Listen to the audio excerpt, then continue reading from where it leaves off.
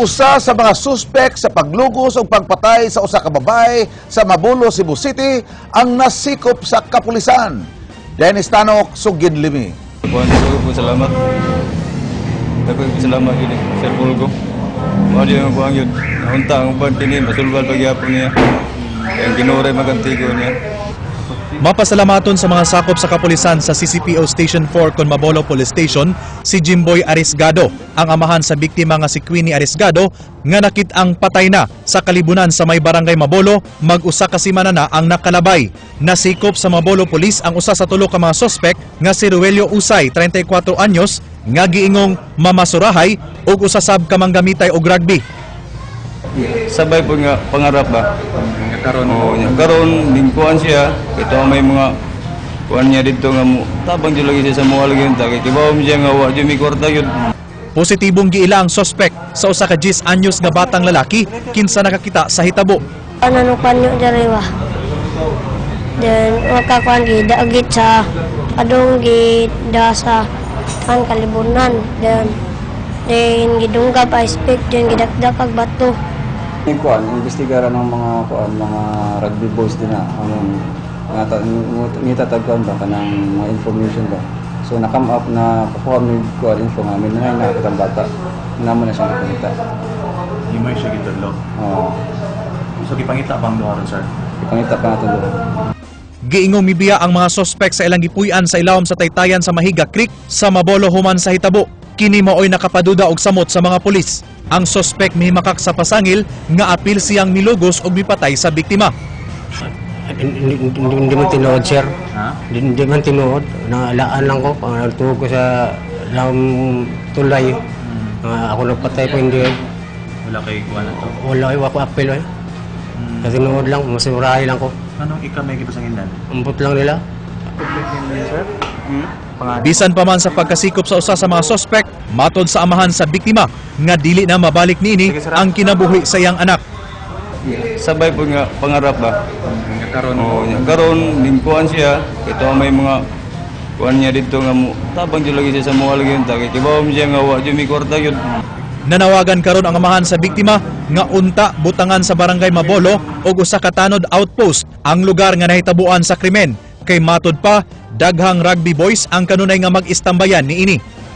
Dennis Tanok, News 5.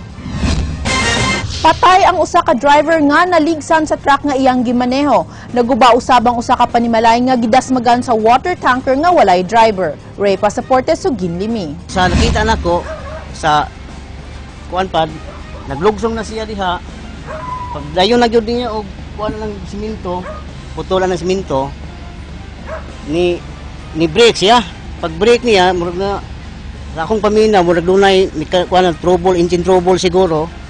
Eh di man kayo din ko distansya mo ko gamay. Naghunong pa siya diha. Pag danggan mga 5 minutos, yang ipawong ang sakinan. Dayon ni kuan siya ni naog. Mao kini ang gitug-an ni Freddy na puweska sa iyang nakita sa wala pa mahaybol kining usa ka water tanker ug midat og sasala sa usa ka panimay pasado alas 8 kagabi dinhi sa barangay Kadulawan sa lungsod sa Minglanilla. Matud pa na matikdan sa driver nga dunay diferensya ang iyang gimanihong water tanker samtang naglugsong sa dulugon nga bahin sa mong lugar. Hinungdan nga mihunong siya og mikanaog aron susihon ang sakyanan apan sa wala damha kalit lang miaginod og naligsan ang driver. Dinhi siyang dapitan na latayan subay sa lama sa dugo nga among nasyatan. Si Eric Ramos, anak sa tag-iya sa balay nga nadatugan, mitugan ang nakasalbar kaniya ang kagutom. Suma pa niya, nagtanaw siya og salida sa telebisyon sa ilang sala apan nigawa siya sa balay aron mukaon. Wa magdugay, kalit lang nga nipaka ang ilang panimay. Dara ba nagdakan tayo ba? Tanatang araw TV na sud ari. Pag titaon gawas din ko din baron ko dah lakaw dah buhan. Wai 30 segundos na. Gubo din na dah. Swerte kayo ma'am.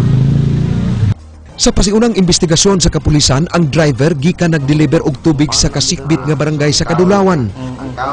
Mo-deliver si Alan og tubig dito sa Sitio Camarin, barangay dito sa kanang swimming pool. Kanya pagbalik niya, ma'am, pabalik siya sa para diri na paingon ang tato pauli na ay mechanical defect iyang gi silip naong siya niya iyang gi silip unsay kuan ba nganong ngato kay murag ni kuan man ang iyang dungong bitaw sa sakyanan jud. Ang driver nga si Alan Nadila, 38 anyos, nga taga-barangay Inayagan, Naga City, daling gidala sa Minglanilla District Hospital apan gideklarar nga dead on arrival. Ray Pasaporte, News 5. Ang kalihukan sa mga sakop sa Iglesia de Cristo mimugna og pagkabara sa trapiko didto sa Cebu South Road Properties, King Perez, Suginlimi.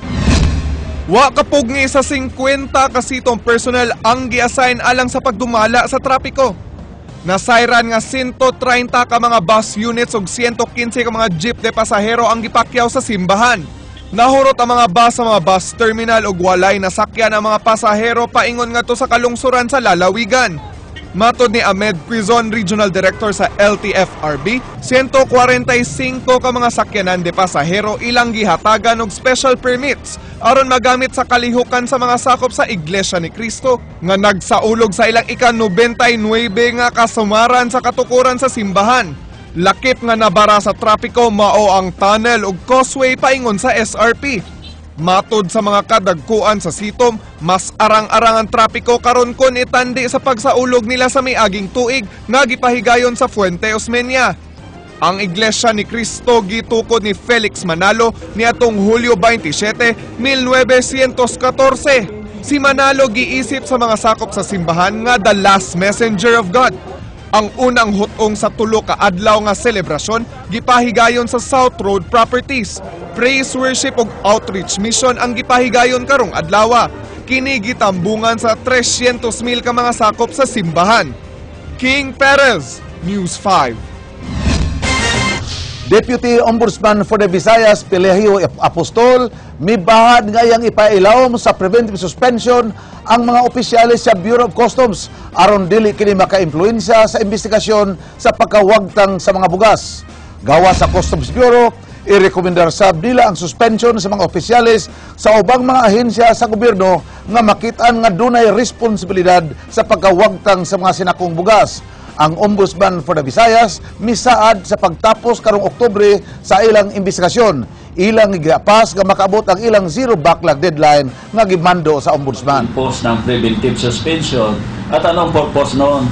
Para ma-neutralize siya na hindi siya mang-influensya doon sa gathering of the evidence. Ombudsman for the Visayas maningkamot nga makabot nila ang zero backlog sa tanang nga pending nga kaso sa ilang buhatan. Apan bidipinsa nalagdaan si Attorney Pelahio Apostol nga dili paigo ang ilang mga tao sa kadaghan sa mga sumbong nga ilang madawat kada adlaw. King Perez, Suginlimi. Pagbatok sa korupsyon ang usa sa mga priority ni Presidente Noynoy Aquino sa iyang administrasyon. Gani sa iyang State of the Nation address ni atong Lunes, gitudlo ni Pinoy ang mga ahensya nga napakya sa pagmino sa korupsyon, lakip na niini ang Bureau of Customs. Kahinumduman nga ang adwana sa Sugbo nalambigit sa pagkawagtang sa dulan 300 ka mga sinakong smuggled rice karong buwana. Kaganihang buntag gipresentar ni Deputy Ombudsman for the Visayas Attorney Pelahio Apostol ang nahimo sa iyang ahensya batok sa korupsyon. Sa talaan sa Ombudsman gikan sa Enero hangtod sa Hunyo karong tuiga, sa 3,500 ka mga kaso dulan 1,900 ang na-dispose, samtang 1,602 ka mga kaso pending pa sa maong ahensya. Matod ni Apostol, mas daghan og sumbong nga pagpangurakot sa mga sakop sa mga lokal nga kagamhanan kon itandi sa national agencies. Sa matag adlaw makadawat ang ilang opisina og di mukuwang sa 30 ka mga reklamo. Gitinguha ni Apostol nga mahuman ang mga kaso karong Oktubre 31. Subay kini sa gimando ni Ombudsman Conchita Carpio Morales nga zero backlog sa mga pending nga mga reklamo sa Visayas Ombudsman. How many ang pagbigay sa amin ng ebidensya ng complainant or possibly yung respondent kasi ina-observe din natin ang due process. Pero pinipilit natin na mapabilis. Kuwang saba mga empleyado sa Ombudsman of the Visayas hinungdan sa pagkalangay sa pagsusi sa mga reklamo. Bisan pa sa mga gihimong lakang sa gobyerno, sama sa Ombudsman of the Visayas, pagbatok sa korupsyon, nagkalain-lain ang paglantaw sa katawhan kung matambalan bagyod kining sakit sa pagpangawkaw sulod sa gobyerno. Wala may korupsyon, para nakuha ko na bawahan nga doon ay korupsyon. Kanara tayo mga custom ron, may na guano na involved na kung mga custom. Dapat ipatuman yun ang balaod ba nga ang korupsyon gani o korupsyon silutan yun itong nangurakot. Ayun yun na, maglisto yun yapon, basta na yapon ang korupsyon kay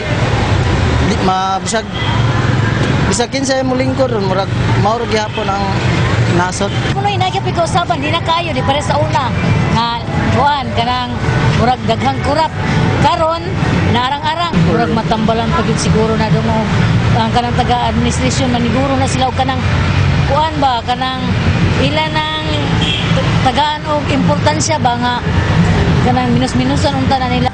Hangyo ni Apostol sa katawhan nga magpabilin nga magbinantayon sa mga kalihukan sa gobyerno. Dahil pera lang nila yan pera natin lahat yan It is our money. Pera natin ito, yung perang yan. So dapat lang ma-involve ka dyan, lalo pa kung millions ang nakuhang pera. King Perez, News 5.